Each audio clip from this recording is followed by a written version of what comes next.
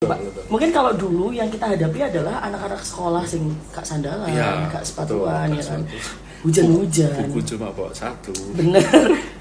Pengalaman ya? Dikontrol, terutama di media sosial IG, Twitter.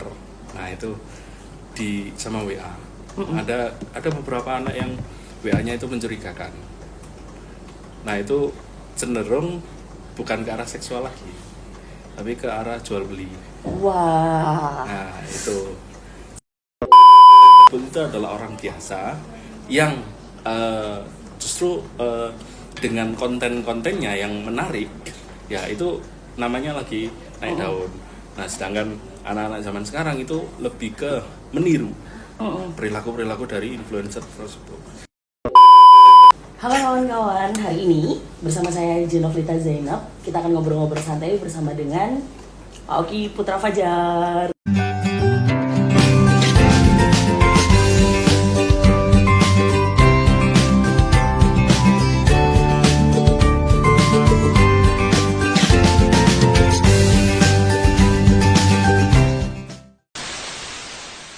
Gimana Pak kabarnya?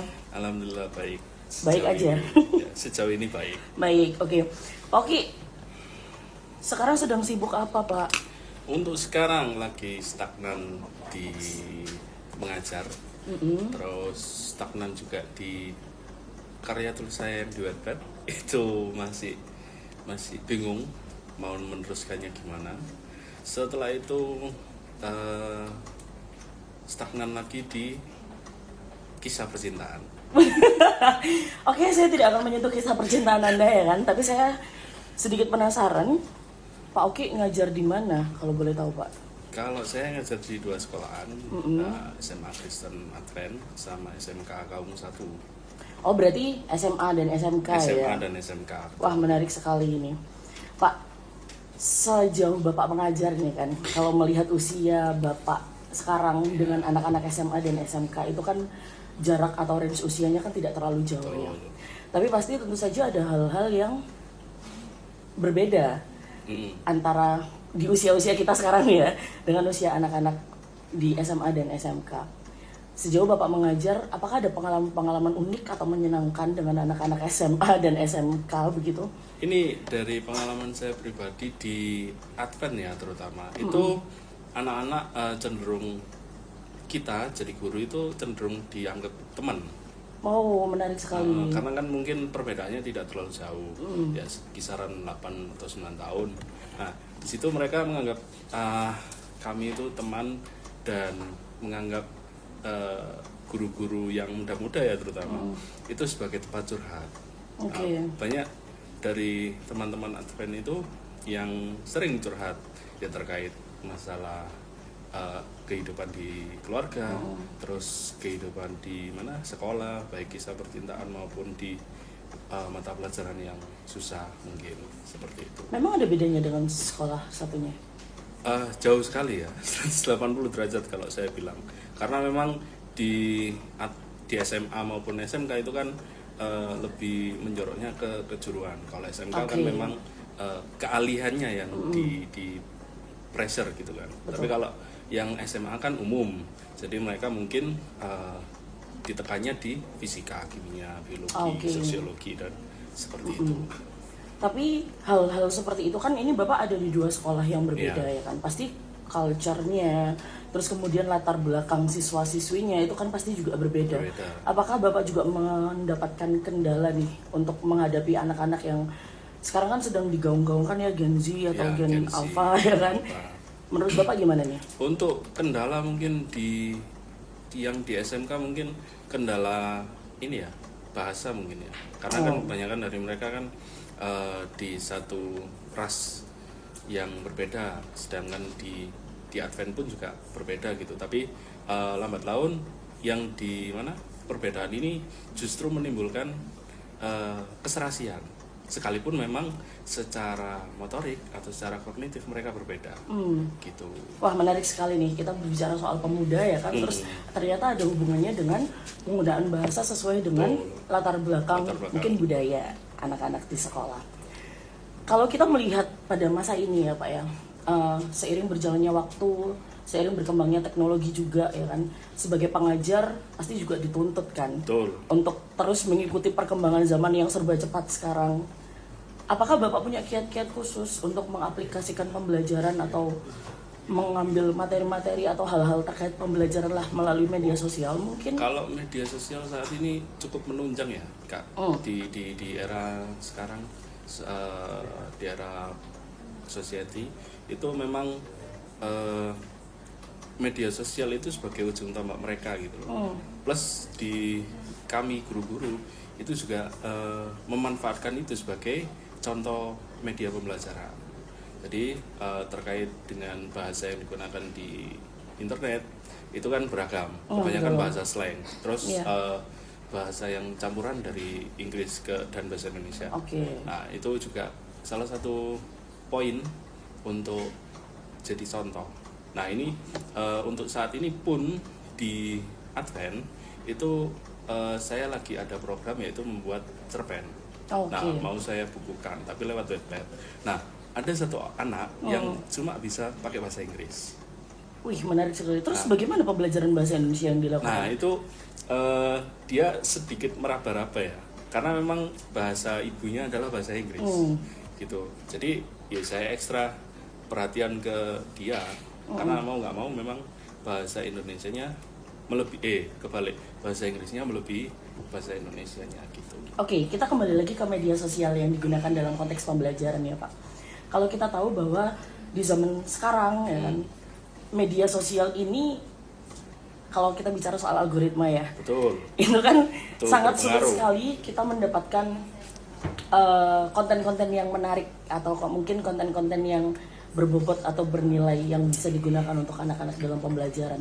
Apakah Bapak punya kiat-kiat khusus nih kira-kira? Kalau kiat-kiat mungkin bergantung dari anaknya ya Kak. Soalnya kan di media sosial sekarang kan kalau zaman kita dulu ya, itu kan pasti mengidolakan seseorang yang memang dari profesinya. Betul kan? Nah, kalau sekarang kan lebih condong ke influencer, di mana orang tersebut itu adalah orang biasa yang justru dengan konten-kontennya yang menarik, ya itu namanya lagi naik daun. Nah, sedangkan anak-anak zaman sekarang itu lebih ke meniru perilaku-perilaku dari influencer tersebut. Kalau zaman saya ya kan, bahkan saya sekarang pun punya Instagram cuma satu. Bapak cuma punya berapa? Satu. Nggak ada second account? Nggak ada. Nggak ada ya. Nah, ternyata anak-anak itu dia punya banyak sekali second account ya kan. Nah, hal-hal seperti ini bisa saja dimanfaatkan oleh anak-anak untuk mungkin memberikan tanggapan-tanggapan. Kalau kita bicara soal tanggapan dalam media sosial pasti ada yang positif, ada yang negatif. Ya kan? Mereka menggunakan media sosial itu khususnya di second account atau mungkin dengan berani mereka menggunakan first account-nya mereka untuk memberikan tanggapan negatif terkait sebuah konten yang diangkat, padahal sebetulnya kita tidak tahu apakah konten yang diangkat itu sesuai dengan kenyataan hidup atau tidak begitu. Apakah Bapak juga pernah menyinggung ini dalam pembelajaran di kelas? Pernah, dulu ketika awal-awal mengajar, kebanyakan anak-anak itu mengomentari, ya ini nggak usah konten-konten deh, mengomentari Instagram saya dengan second account. Jadi kan, ini siapa? Kok namanya aneh dan tanggapannya kok seperti ini? Akhirnya saya komentar negatif berarti? Negatif. Kebanyakan di second account pasti untuk komentar negatif dan ada yang namanya apa? Mencari itu stalking. Nah itu. Nah jadi tujuan utama mereka punya second account itu mungkin untuk menghilangkan jejak, sekalipun memang dia itu tidak merasa kalau jejak itu akan terekam terus. Betul. Gitu. Sekalipun memang di akun utamanya baik-baik saja. Soal jejak digital ya. Dalam media sosial kemudian kita berbicara soal jejak digital. Nah, ini menurut saya sangat-sangat sulit sekali ketika kita harus mengontrol. Betul. Bahkan dalam anak satu kelas pun ketika kita mengontrol mereka untuk tidak memberikan komentar negatif karena kita pasti punya undang-undang tertentu dalam hal media sosial ya kan. Apakah Bapak punya kiat-kiat khusus dalam hal itu? Misal Bapak mengingatkan anak-anak atau kan tadi sudah pernah dapat kasus tertentu ya dalam mendapatkan komentar negatif dari anak-anak menggunakan second account. Melihat hal itu apakah Bapak punya kiat-kiat biar anak-anak ini tidak terjebak dalam dalam dalam hal yang tidak baik ini? Untuk hal tersebut mungkin di sekolah maupun di keluarga, mereka itu sebenarnya butuh perhatian. Jadi perhatian mereka itu dialihkan oleh hal-hal seperti itu, di mana mereka mencari kebebasan dan kesenangan. Nah, kiat-kiat yang mungkin jitu yaitu mengingatkan mereka, ya, karena kan mereka udah di atas 16 tahun, ada yang 17 tahun, ya setidaknya kan mereka bisa diajak ngobrol. Nah, terbukti memang pendekatan secara emosional itu lebih efektif daripada pendekatan manapun, gitu. Tapi apakah itu benar-benar berdampak pada kehidupan bermedia sosial mereka? Sedikit berdampak karena memang kita kan di rumah kan nggak bisa mengontrol mereka. Betul. Atau mengendalikan mereka. Justru yang bisa adalah orang tuanya, sedangkan nggak semua orang tua kan bisa mengontrol anaknya sepenuhnya gitu loh. Jadi kalau kita di sekolah mungkin bisa lah dikendalikan lewat emosional tadi. Oke. Gitu. Sebagai seorang pengajar yang menghadapi anak-anak muda yang kita tahu sebagai penerus bangsa ini, melihat bahwa saat ini media sosial kita kan sedang luar biasa sekali ya. Betul. Kalau saya bilang buruk juga ya, tidak sebetulnya, karena kan saya pernah mendapatkan statement unik ini dari seseorang yang mengatakan kalau pada masa dahulu kita sibuk mencari informasi, tapi kalau masa kini kita sibuk menyaring informasi. Kita melihat bahwa anak-anak mungkin di usia SMP atau SMA mereka akan kesulitan untuk menerima informasi, apakah ini informasi yang disampaikan ini betul atau tidak gitu kan. Dalam bahasa Indonesia, pembelajaran bahasa Indonesia, apakah juga diajarkan kepada mereka bahwa oh ini adalah konten yang benar, ini adalah informasi yang benar, oh ini bukan informasi yang benar. Bagaimana cara agar anak-anak itu bisa memahami bahwa oh ternyata konten-konten yang saya lihat ternyata selama ini tidak benar informasinya. Terkait itu mungkin bisa balik lagi ke penjelasan di sumber ya. Karena kan setiap konten yang dibuat kan pasti memiliki sumber. Nah, terkadang anak-anak lupa akan hal itu. Nah, kita sebagai pengajar pun seringkali mengingatkan kalaupun mereka melihat atau mengkonsumsi hal-hal yang negatif, ya kita mengingatkan, hanya sekadar mengingatkan. Karena apa, yang berhak untuk melarang mereka adalah diri mereka sendiri dan orang tuanya. Ya, jujur karena di dua sekolah itu kan banyak, nggak mungkin satu-satu itu kita awasi secara berkala. Yang jelas kita awasi secara permukaan kalau konten yang dikonsumsi itu baik atau mungkin lebih condong ke arah positif seperti itu. Oke. Kalau tadi Bapak menyinggung bahwa mungkin dengan melihat sumber dari konten tersebut kita bisa mengetahui apakah informasi yang disampaikan dalam konten tersebut benar atau tidak ya kan. Mungkin kalau kita berbicara soal berita bisa begitu. Bisa. Betul. Tapi konten apalagi sekarang banyak sekali orang-orang yang sudah menjadi influencer gitu kan, menjadi konten kreator. Banyak hal yang bisa mereka angkat, bahkan dalam daily life pun, kehidupan sehari-hari pun mereka bisa mengangkat informasi itu begitu. Tapi pada kenyataannya yang kita lihat ya kan dalam lapangan, bahwa informasi-informasi yang disampaikan oleh orang-orang tersebut adalah informasi yang hanya di luar permukaan saja, bahkan banyak yang hanya acting saja begitu loh Pak. Nah, ini menurut Bapak hal seperti ini kira-kira berdampak bagaimana terhadap anak-anak pada zaman sekarang?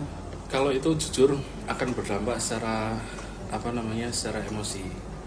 Kalau ini dari sudut pandang Bapak sebagai seorang guru ya, melihat anak-anak di sekolah. Karena apa, memang jujur di sekolah yang dua sekolah saya mengajar, ketika anak-anak mengkonsumsi hal-hal seperti itu atau konten-konten yang daily life atau entahlah motovlogger atau yang lain, terutama Mama Lela ya. Mama Lela itu sering banget jadi konten konten yang mereka tonton. Nah itu oke lah, ada hiburan. Justru dopamin itu yang membuat mereka senang. Tapi di balik pemberian dopamin itu ada hal yang mungkin mereka luput, yaitu tentang kesadaran diri atau kesadaran emosi. Ya, anak 13 tahun dikatakanlah lihat kontennya Arab. Ya, Arab Octavian. Nah, itu kan banyak komentar-komentar negatif, ujaran-ujaran yang apa ya? Seharusnya tidak dikonsumsi untuk sarkas anak-anak lah, usia gitu kan. seusia mereka, apalagi usia-usia belia ya 13 tahun, 14 tahun. Nah, seperti itu. Jadi balik lagi ke zaman kita dulu, harusnya mereka itu mengidolakan orang-orang yang memang profesinya seperti itu. Bukan malah orang-orang biasa yang naik daun karena konten-kontennya gitu. Terus banyak sekali kan juga konten-konten yang dia menampakkan hal-hal yang mereka punya begitu. Betul, flexing. Betul, bahasa anak-anak sekarang kan flexing ya kan. Nah, ini apakah juga berdampak terhadap mungkin kepercayaan diri mereka dalam menjalani kehidupan, atau akhirnya menekan mereka untuk menjadi sosok yang ambisius dan hanya melihat materi saja sebagai tujuan hidup mereka? Langsung contoh kasus saja ya. Boleh, silakan Mbak. Timothy Arnold. Ya, itu adalah influencer Bitcoin atau itulah forex dan lain-lain. Itu jujur akan mempengaruhi emosional anak-anak, terutama di bidang keuangan. Karena apa? Mereka maunya instan, tapi nggak mau kerja apa-apa.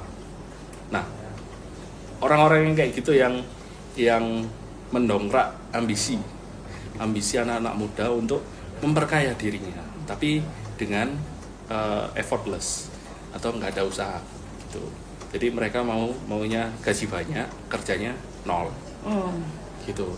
Nah, itu berdampak sekali mental sekarang, terutama mungkin ya S1 sekarang itu bukan ditawari kerja, dia minta lowongan kerja, ditawari seperti ini tapi nggak mau.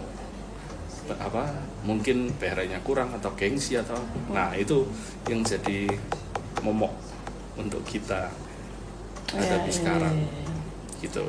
Kalau mungkin di usia-usia kita ya kan, atau mungkin tidak semua orang ya, kalau kita berbicara soal usia kedewasaan kan setiap orang pasti punya fase masing-masing begitu.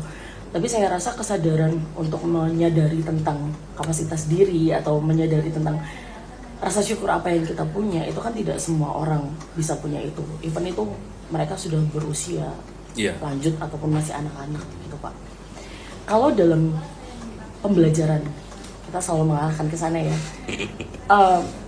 Kita tahu bahwa guru tidak bisa 24 jam per 7 mengawasi atau mendidik anak-anak begitu kan. Kadang orang tua lupa bahwa sekolah itu hanya sekolah begitu. Betul lah, tempat menitipkan anak mereka. Nah, akhirnya konteks dari sekolah kan menitipkan anak begitu. Padahal mereka lupa bahwa madrasah pertama anak adalah orang tua. Betul, keluarga. Kemudian fondasi yang menguatkan bagaimana kesehatan mental mereka, bagaimana tentang nilai moral dan lain-lain, itu kan juga berasal dari keluarga begitu. Dengan waktu yang sangat singkat, Pak Oki, menghadapi dunia media sosial ya. Kalau saya bilang sekarang anak-anak lebih banyak hidup di media sosial daripada di dunia nyata. Sedangkan ketika Bapak mengajar menghadapi anak-anak itu kan kalian ada di dunia nyata begitu. Kalau saya boleh tahu, anak-anak ketika belajar itu handphonenya apakah bisa mereka akses atau harus dikumpulkan begitu? Kalau untuk saat ini saya ketika ngajar HP semua dikumpulkan. Oke. Jadi untuk membatasi mereka berada di dunia maya plus membatasi pikiran-pikiran mereka yang ada di sosial media. Nah, betul. Jadi selama pengajaran memang saya tuntut untuk fokus dan perhatian ke saya gitu loh. Jadi di kelas pun mereka bisa setidaknya memahami apa yang saya bicarakan, apa yang saya sampaikan. Jadi gitu. Jadi nggak muluk-muluk tentang kamu harus bisa menghafalkan ini enggak. Setidaknya mereka paham terlebih dahulu ya apa yang dibicarakan saat itu, lalu kita evaluasi di pelajaran selanjutnya seperti itu. Anak-anak, kalau kita berbicara soal anak-anak ya, pasti di usia-usia mereka rasa ingin tahu mereka tuh sangat besar sekali ya kan. Mungkin kalau dulu di zaman saya ya kan, ketika saya penasaran, satu-satunya yang bisa saya lakukan ya saya harus bertanya atau saya mencari tahu sendiri begitu. Tapi anak-anak sekarang mereka dengan mudah bisa mengakses media sosial, bisa mengakses internet, bahkan bisa terhubung dengan orang sampai pada di luar negeri begitu kan. Menurut saya ini sangat-sangat membahayakan begitu. Kalau dari sudut pandang saya ya kan sebagai masyarakat umum begitu. Apakah dari sudut pandang Bapak sebagai seorang guru, apakah pernah ada kasus scam atau penipuan yang didapatkan atau yang melibatkan anak-anak di sekolah, khususnya dari media sosial? Ada, terutama di media sosial Facebook ya. Ini anak-anak seusia mereka masih menggunakan Facebook. Ada. Padahal kita tahu Facebook itu lama sekali ya. Memang yang menggunakan kebanyakan bapak-bapak sama ibu-ibu ya. Ya, saya juga pakai Facebook, Pak. Itu. Tapi memang ada beberapa anak yang masih pakai Facebook, mungkin terhubung sama Instagram. Oke. Jadi bisa di DM lewat Facebook. Nah, itu pernah kena scam, yaitu penipuan. Ya, penipuan sejumlah uang sekian. Nah, gitu. Nah, terus dilaporkan tapi nggak bisa dilacak. Pernah. Ada lagi yang penipuan dalam tanda petik. Ini agak sensitif. Itu penipuan seksual. Oh, saya pernah bahkan sering ya. Udah beberapa kali saya mendengarkan kabar penipuan yang mengarah ke arah seksual. Nah, kalau kita tahu ya kan, Mbak, karena kita berbicara soal tadi penipuan atau scam soal seksual ya kan. Kita tahu mungkin Android atau Apple punya media sendiri untuk membatasi konten-konten seperti itu. Tapi anak-anak punya 1000 cara untuk tetap bisa mendapatkan itu ya kan. Bahkan saya pernah tahu anak-anak bisa mendapatkan itu lewat Telegram. Terus kemudian mereka bisa juga mendapatkan lewat Discord ya. Ternyata mereka juga bisa menggunakan VPN. Jangan ditiru ya. Nah, karena handphone itu kan atau media sosial itu kan privasi anak-anak ya kan sebetulnya, ruang privasi anak-anak yang kalau kita berbicara soal privasi tidak semua orang boleh mengakses itu. Tapi sebagai seorang pengajar dan di bidang sekolah atau di ruang lingkup sekolah, apakah ada pengecekan secara berkala atau hal-hal yang mengarah untuk mengontrol anak-anak dalam menggunakan media sosial atau menggunakan jaringan internet?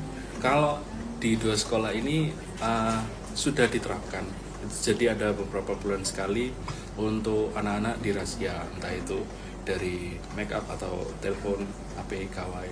Nah, itu sempat dicek sama BK-nya. Memang untuk dikontrol, terutama di media sosial IG, Twitter. Nah, itu sama WA. Ada beberapa anak yang WA-nya itu mencurigakan. Nah, itu cenderung bukan ke arah seksual lagi, tapi ke arah jual beli. Wah. Nah, itu.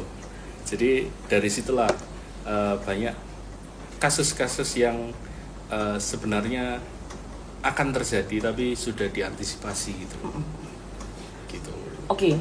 Hal-hal seperti itu kan tidak bisa lepas ya kan dari kehidupan kita sehari-hari, bahkan kita pun 24 jam, hampir 24 jam per 7. Bahkan iso tangi turu ae dengan HP ya kan. Betul. Hal pertama yang dicari adalah handphone gitu. Memang pada saat ini kan kita berbicara soal era ya kan Pak. Untuk saat ini kan kita sudah memasuki era society ya kan, yang mungkin tidak banyak orang yang tahu bahwa sejak dari tahun 2016 ya kan sampai sekarang kita sudah memasuki era society, yaitu era di mana manusia harus berhadapan langsung dan harus hidup berdampingan dengan teknologi. Tapi melihat kasus seperti ini, menurut Bapak sebetulnya teknologi, informasi dan komunikasi apalagi bisa diakses oleh anak-anak muda ya kan sebagai generasi penerus bangsa, melihat media sosial atau konten-konten yang diangkat saat ini juga sebegitu bebas dan luas sekali untuk bisa kita batasi konsumsinya. Menurut Bapak sebetulnya kalau dalam ilmu pengajarannya kan, penting atau tidak sebetulnya anak-anak bisa mengakses itu selama 24 jam? Bukan mungkin penting atau tidaknya, itu penting sekali ya. Karena memang harusnya ada undang-undang yang membatasi anak usia sekian itu tidak boleh pegang HP. Karena apa? Usia emas mereka itu harus dikalahkan oleh gawai gitu. Ya, kan di umur 3-5 tahun kan adalah usia emas. Kadang orang tua itu lupa kalau usia-usia segitu itu anak itu butuh perhatian orang tua, tapi malah dikasih HP. Akhirnya berdampak dan berkelanjutan. Oke. Gitu. Mungkin begini, kalau lagi-lagi di era ini ya kan, di mana-mana semua aspek dalam hidup kita itu selalu berdampingan dengan teknologi ya kan. Sepertinya akan sangat tidak mungkin untuk memberikan atau bahkan sampai tercipta undang-undang untuk melarang anak-anak di usia tertentu dalam pengelolaan ponsel atau gawai atau internet. Menurut saya itu juga kembali lagi ke keluarga, betul kan.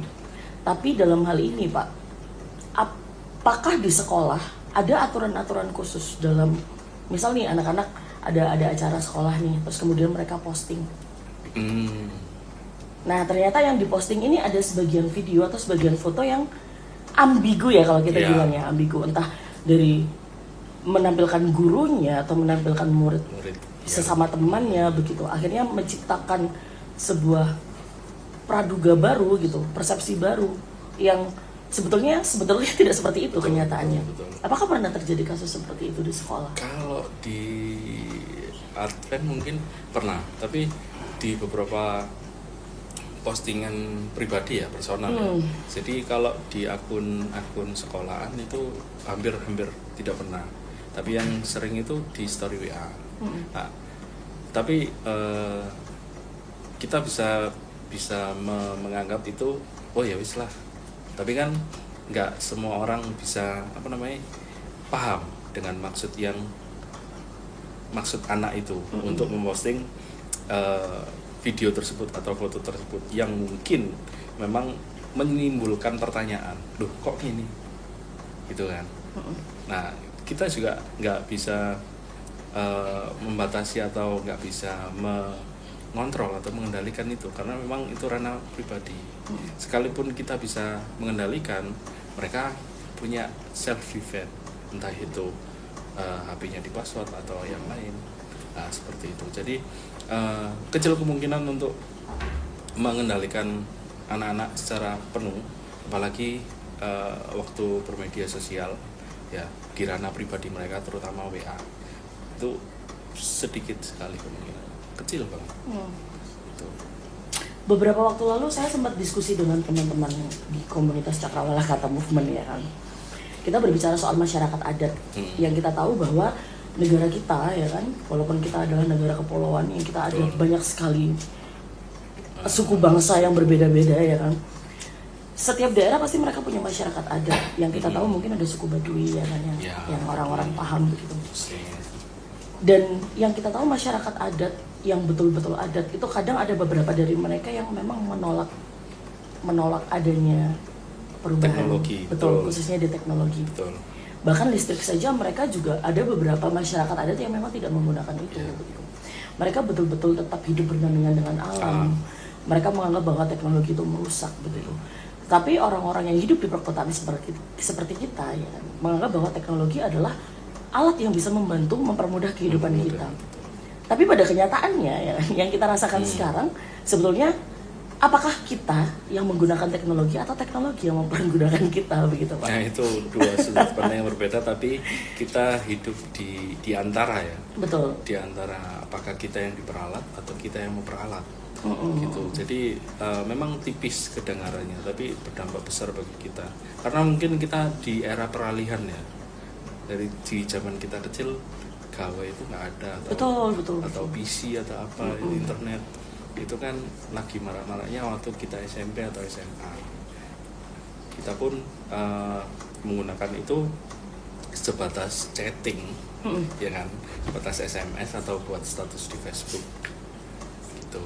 Jadi mungkin untuk anak-anak sekarang di era modern ini mungkin mereka belum bijak sebenarnya untuk menggunakan teknologi. Saya paham akhirnya.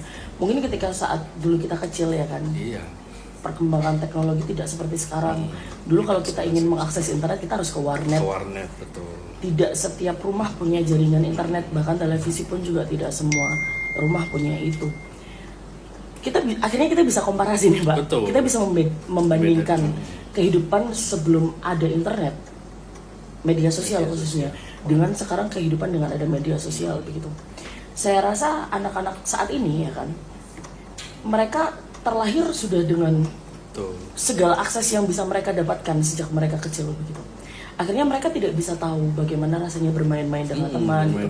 Yang menarik itu kemarin ada konten ini, ada anak kecil nyolong jambu, ya kan? Tapi yang membuat konten itu malah bangga karena akhirnya ya kan? Ada lagi generasi nyolong buah yang generasi itu sudah tidak ada ketika di masa kini, ya kan? Apalagi di perkotaan. Benar. Nah, ini kan menarik sekali ya kan Betul, Pak. betul. Mungkin kalau dulu yang kita hadapi adalah anak-anak sekolah sing kak sandalan, Iya, kak sepatuan betul, ya kan. sepatu. Hujan-hujan. Buku cuma bawa satu. Bener. Pengalaman ya. Yang dulu anak-anak mainnya di hujan-hujan, lari-lari begitu, main petak umpet. Iya, betul. Sedangkan anak-anak zaman sekarang, apalagi kalau sekolah tidak punya kebijakan untuk mengumpulkan handphone saat pembelajaran, saya yakin mereka pasti akan Iya, bermain itu. betul, asik dengan dunianya. Betul, betul, betul. Karena memang apa ya, kita itu sebenarnya mungkin balik lagi ya ke masa kecil. Karena kita kan diprogram untuk kalau dulu waktu kita kecil mungkin kalau nggak negeri gak usah sekolah. Akhirnya kan kita belajar terus kan beda sama sekarang. Sekarang mereka bisa pakai ChatGPT loh. Nah, makanya buat itu. cari jawaban. Apalagi yang ada kasus mental health gitu. Jadi kurang lah, ambisinya mereka itu kurang, ketahanan emosionalnya mereka itu kurang, lemah. Tapi begini, kemarin saya punya statement bagus ini. Ada pertanyaan dari kawan-kawan yang mengatakan, apakah betul Gen Z ya kan? Kalau kita kan sudah masuk milenial nggak sih Pak? Kalau saya Gen Z awal. Oh, ada Gen Z awal Gen Z ya. awal. Setidaknya masih peralihan ya kan. Tapi saya kurang setuju sekali dengan statement saat ini yang mengatakan Gen Z lemah begitu kan. Gen Z gak esok lapo-lapo. Gen Z semaunya sendiri. Saya rasa Gen Z itu memang sengaja dilabelkan. Betul.